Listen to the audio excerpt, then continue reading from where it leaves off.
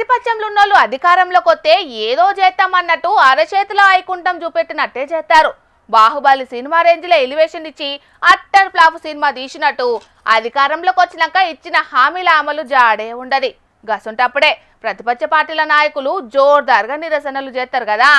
ఇక గీల నిరసన మాత్రం వేరే లెవెల్ ఉన్నది. పోండ్రి కేసీఆర్ గారు వీళ్ళందరూ కూడా ఈరోజు వరంగల్ బస్ స్టాండ్లో కొత్తగా నిర్మించిన ఈ పడవ ప్రయాణాన్ని సౌకర్యాన్ని తీసుకోవడం జరుగుతుంది.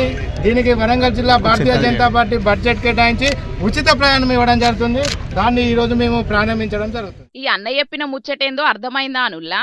ఏందో మేము మంచిగా చెప్తాం ఇనుండ్రిగా. బీఆర్ఎస్ పార్టీ సర్కారాయాంలో 70 కోట్ల రూపాయలతోని కొత్త బస్టాండును కడతామని వరంగల్ బస్టాండును ఊలగొట్టిండ్రట. ఇక పనులు కూడా షాల్ చేసిండ్రట గాని నడిమిట్లనే ఇడిచిపెట్టిండ్రట. ఇక చేతిపాటి సర్కారేలవట్టి కూడా 2 ఏండ్లకు దగ్గరైతున్నది. అయినా ఇంకా పట్టించుకుంటలేరు.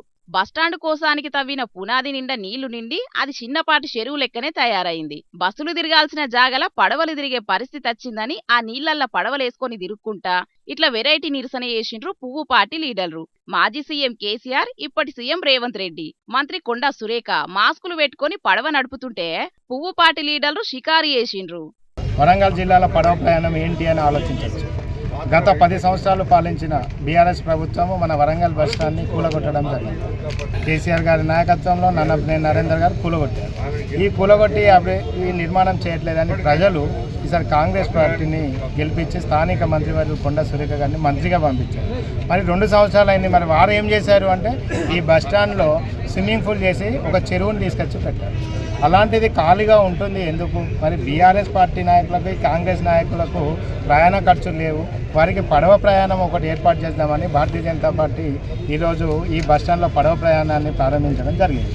తెలంగాణలో హైదరాబాద్ తర్వాత ముఖ్య పట్టణమైన వరంగల్ కు కనీసం బస్టాండ్ కూడా లేకుంటే చేసిండ్రు. ఈ సర్కార్ ఏర్పాటై 2 ఏండ్లకు దగ్గరత్తున్నా ఇంకా కూడా పనులు షాల్ చేస్తలేరు. ఇప్పటికైనా పనులు షాల్ చేయకుంటే ఇంకా పెద్ద ఎత్తున నిరసనలు చేస్తామని వార్నింగ్ ఇచ్చిండ్రు పువ్వు పార్టీ లీడర్లు. మరి అక్కడ మంత్రి Konda Surekha, CM Revanth Reddy sir Warangal bus stand పనులు ఎప్పుడు సురువు చేయిస్తారో ఏం కథనో చూడాలి మరి.